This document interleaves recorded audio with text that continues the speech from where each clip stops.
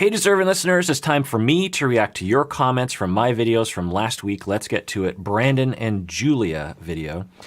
Ali says, I never realized I had preoccupied attachment style until this episode. I was broken up with extremely abruptly and had to deal with that loss without understanding why it happened. Even as a child, I lost my first pet without warning, and now I am constantly afraid that my pets will randomly pass away. Now I'm terrified that my family will leave me or that they aren't spending enough time with me. I am always afraid of them dying or me not being as close in the future as I am with them now, and I get really upset when they reject me. I guess it's a good first step to identify this of preoccupied attachment style in order to fix it. I got a good cry out when watching this video. Thanks, Dr. Kirk. Well, good for you, Allie. Knowing is the first step for sure, and it sounds like you are accurately and self-compassionately conceptualizing the situation. You've been through a lot of abandonment and loss, and that gives good reasons to be preoccupied. But healing from those losses can help us to earn security, less anxiety, and also less prone to the kinds of behaviors that might actually push people away as you're trying to pull them closer. Clover says, I have an extremely hard time telling my emotions and being corny. But with therapy and Dr. Kirk assuring me that it's okay, I actually will now say, I miss you, or I need you right now, or I want to feel your presence at the moment. Instead of telling my husband, you don't need me, you don't love me anymore, or you're not being a good husband. It's so hard to express my feelings. It feels like I'm pulling my heart out and telling my husband to take it. I guess that's what trauma does. But with hard work, you can change, and it's amazing how being honest makes everything easier. I get the love I want, and I don't hurt my partner. Clover, wonderful. 2 thumbs up to you. And Allie. Clover, though, you're talking about how you now are being corny, and you're being healthy. And you are saying, I miss you, instead of you're not a good husband. Or you're saying, I need you right now. Could you be with me right now, instead of you don't need me. And wonderful. It does feel like pulling your heart out and telling your husband to take it. But if you can trust someone, that's the way to live, is to pull your heart out and say, here you go. And then they pull their heart out and, you're just exchanging hearts. I don't know. Mike and Natalie video. This is about the meat, the vegetarian, the butcher. Savannah says, I remember going to an ex's family Thanksgiving, and he told them I was a vegetarian and everything had meat in it except for the mashed potatoes. I've learned to just bring my own food if I go to family things. Yeah. Judy says, I've been a vegetarian for almost 12 years, and while I wouldn't be super offended if I had to go to a butcher shop, I have absolutely experienced that weird hostility that Dr. Kirk is talking about. Yeah, I'm sorry, Judy. Juliana says, as a vegetarian, the simple fact that I can never say I am not eating meat without having to explain myself for like 20 minutes is already so annoying. Yeah. Now, I will say in Seattle, there's a lot of vegetarians, a lot of vegans, and at least in my circle, I don't hear anyone having to explain themselves. I think it's just like, oh, you're vegan. Oh, you're vegetarian. Oh, you're allergic to peanuts. Who cares? Like, let's just move on in life. It's fine. Authentistic says, I became vegetarian as a teenager, and some of family behaved this way towards me during those years. Later, as an adult, I talked with one of my cousins, and he revealed that some of the family felt that vegetarianism was specifically arrogant and unpatriotic and un-American. Arrogant. Someone being vegetarian is arrogant. Someone being vegetarian is un-American. What? Tiffany and Ronald video. Linda says, Daniel is my most favorite person in any 90 Day Fiancé show. Yeah, so Daniel, Tiffany's child he's a very cute child. But again, I'm worried a lot about him because he comes across as extremely mature, which often indicates parentification, which often indicates that damage is being done. Camilla says, as a child, I was regularly triangulated into my mom's relationships.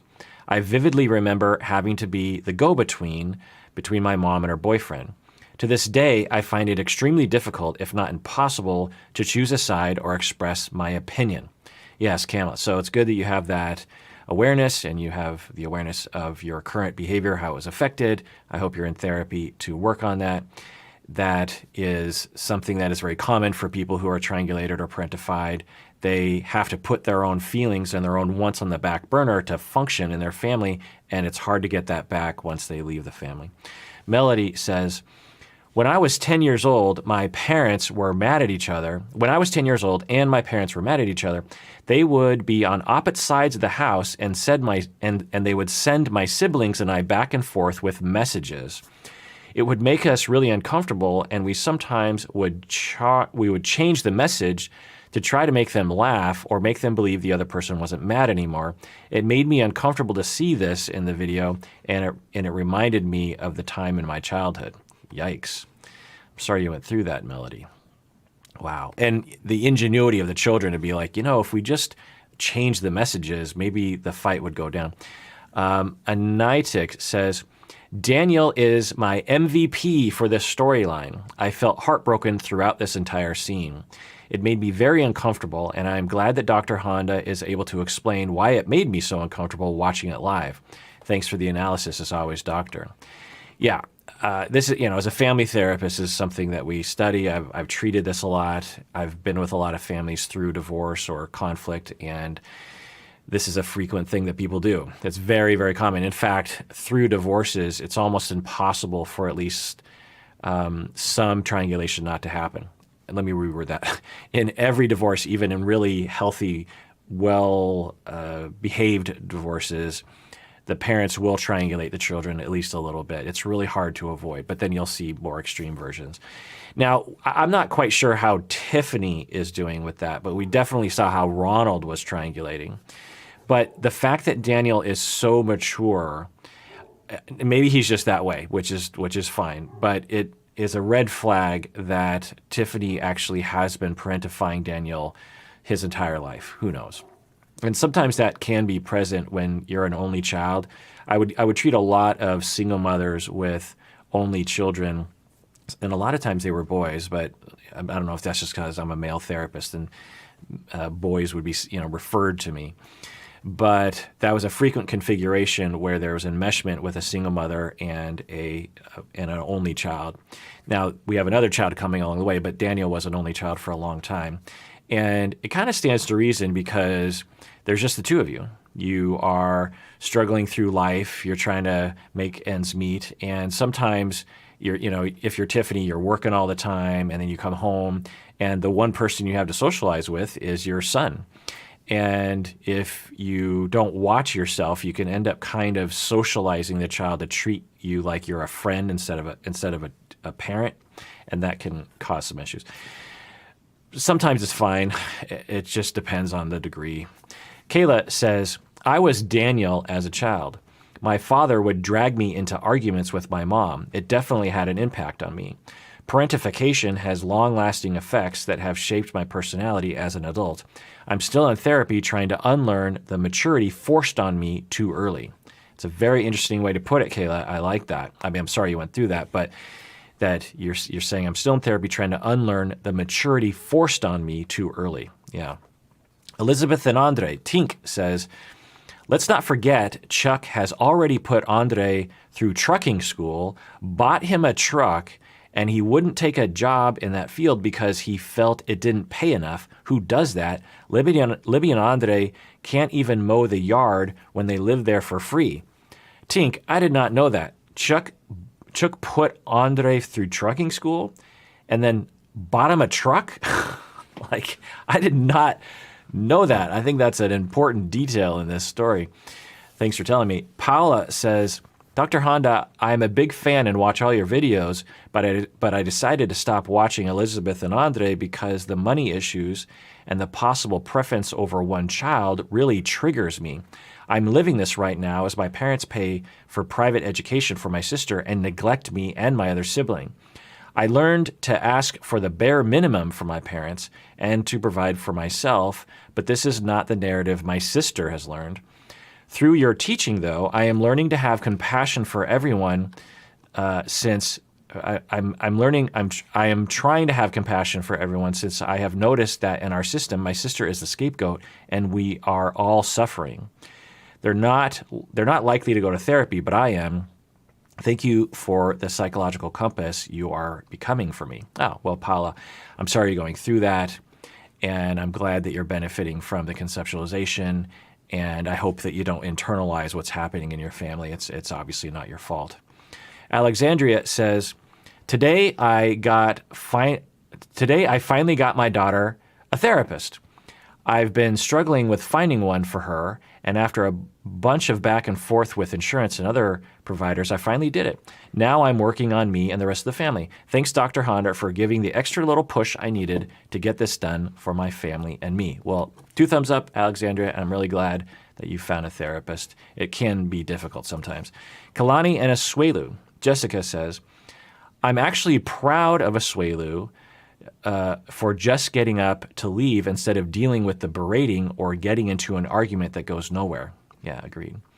Mary says, as a Samoan-born woman who grew up in New York, I have a large family still in Samoa. It is normal for Samoan families to share everything, money included. When they have a family member who moves overseas, especially to the U.S., Samoans have the idea that all Americans are rich. Therefore, their family member is rich and can share the wealth with them. Samoa is a very financially poor country. The minimum wage is $2. So having family in the U.S. is like a godsend to many families. How they approach that is different for all, though. I think your theory of his family being scared he is becoming too American could be applied to some families. But I can say that his family likely just needs money and resources, and they think their son in the U.S. is now rich and can provide that. Personally, Asuelu's family is much like mine when it comes to needing money.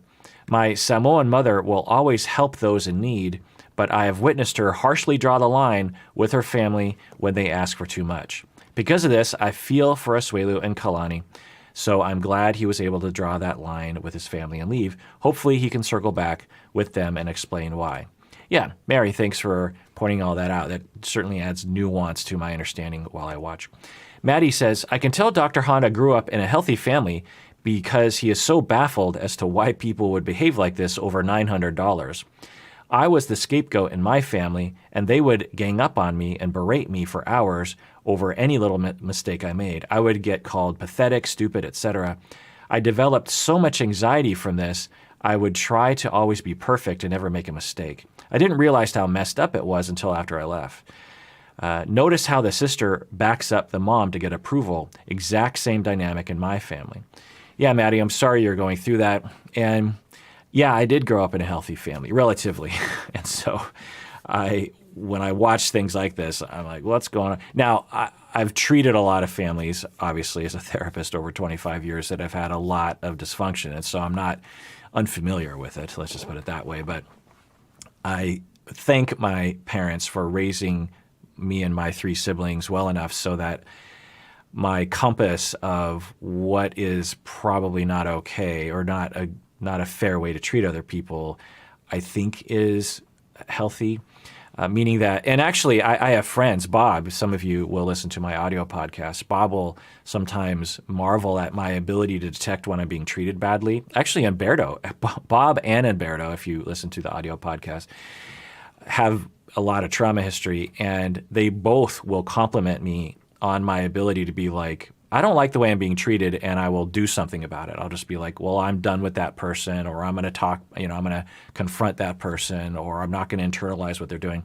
Bob and Umberto both, because of their trauma histories, have a hard time with that. And sometimes they'll even ask me, like, should I be pushing back on this? And I'll say, yeah, you should be. And they'll be like, because when you're treated poorly, it becomes normalized, and you just think, well, that's just how the world works, and I deserve to be treated that way, but you do not deserve to be treated that way. Draw those boundaries. Big Ed, friend zone video. Bella says, I think Big Ed goes into self-deprecation mode to make the person feel sorry for him. Yeah, it's definitely possible. It's actually, this season I'm getting a lot more data on Big Ed that is helping me develop more rich hypotheses about his personality. And I think he has different modes, and I think that is definitely a possibility in one of his modes where he will, I screwed up, there's something wrong with me. I'm so sorry. I'm such a bad person.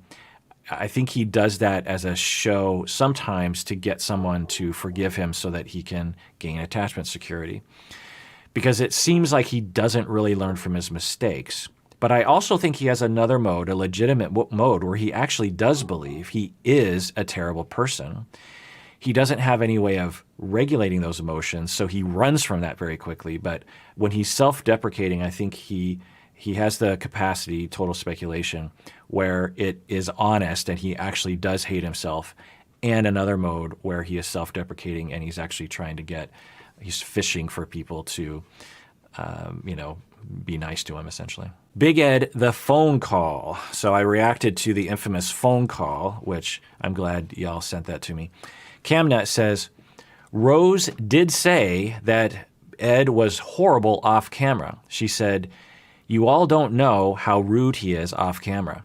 Yeah, I've been thinking the same thing. As I was thinking about that phone call later, I remember thinking, Rose probably went through all of this, if not worse. So, and during the tell-all, we heard her saying that, and I remember thinking, I wonder what that was. But it was hard to imagine given how Ed comes across. I mean, it wasn't like Ed came across well in that first season, but it was hard to imagine that abusive behavior. Now, of course, it's not hard to imagine because we've heard it. KL says, El Cajon is a city just east of San Diego, about 20 minutes away. He is pissed because Liz offered a coworker a ride home to El Cajon. She asked Ed for permission to drive him there, and Ed said that it was okay. Then when she got back, they had this conversation. Just chiming in here. Right. So I think I figured that out at the very end. I mean, the way they were talking about it, I was trying to piece together what happened. It didn't really matter to me what the details were because it was clear that Ed was jealous and he was not reacting okay. Going on with KL. This was my mom.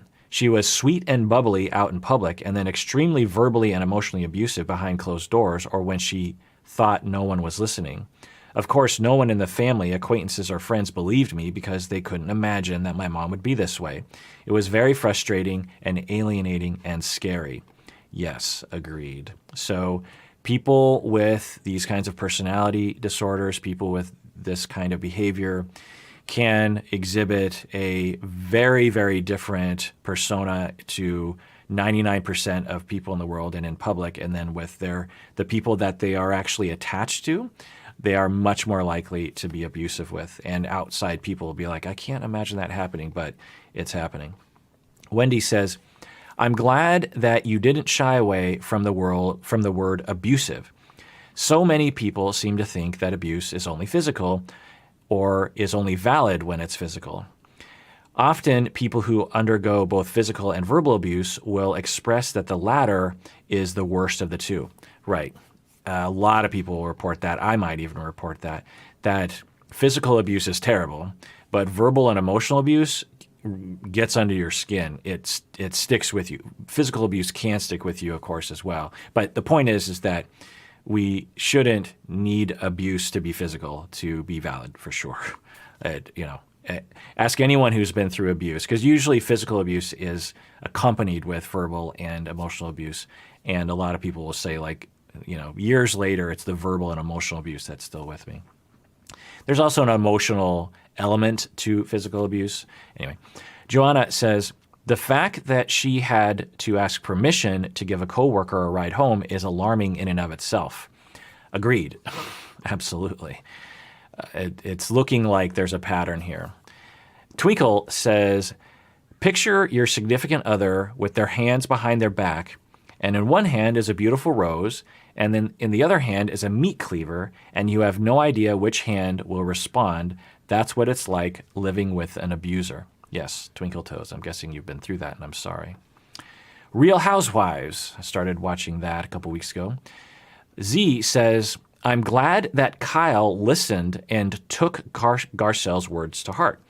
I wish more people were like that instead of continuing their microaggressions on you. As a black person, I've had white people double down on their rhetoric by saying things like, I don't see race, I don't hate anyone, when it's not about hating anyone. As Garcelle said, when you're a visible minority, you have to make sure you don't reinforce a negative stereotype even when you're trying to be normal. That sucks. Yes, Z, I agree. Ms. Love says, I'm so glad you are covering this topic of racism today. It is so important, and more often than not, people of color are having these experiences in our everyday lives, and we are either forced to just deal with it and not say anything, or risk being as angry or combative when we confront the hurtful comment or behavior. Thank you. Yeah, I'll commend the show as well for covering it, because these shows don't often, like 90 Day Fiancé, for example, they almost never go into this kind of stuff, and it's present in virtually every single relationship that we're watching. Barnes says, I am glad you mentioned this. At work, I would often say stuff in a meeting, and it was almost like I didn't exist. I thought it was just in my mind until you just validated me. Thank you. I am not crazy. Well, Barnes, you deserve to be validated. And yes, this is a thing. I mean, racism and sexism is everywhere. All the isms are everywhere.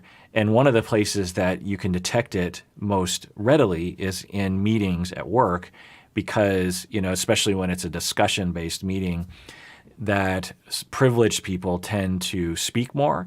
They tend to be listened to more. They tend to speak with more authority. They don't apologize for their opinions as much. They don't feel like they have to apologize. They feel entitled. They feel like they deserve to be there. Oppressed people tend to feel like they're an imposter. They tend to feel like they shouldn't say anything.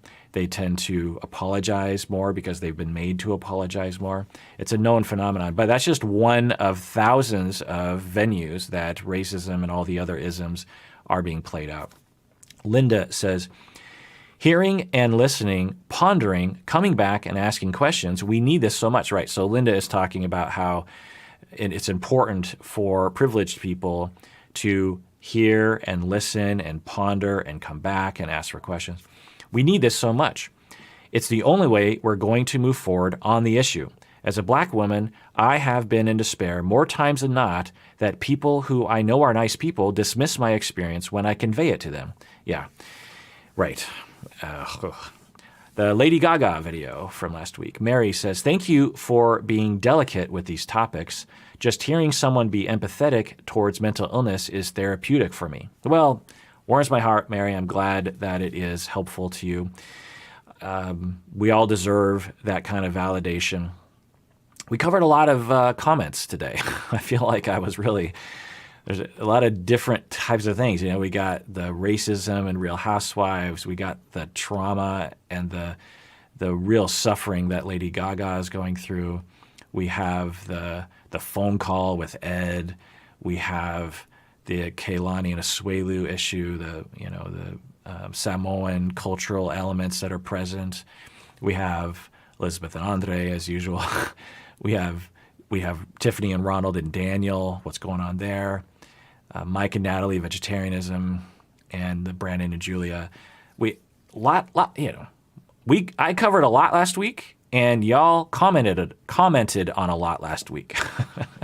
So we've been through a lot this past week, have we not? And everyone out there, please take care of yourself, and let's look forward to another week of going through a lot of stuff, because we deserve it. We really, really do.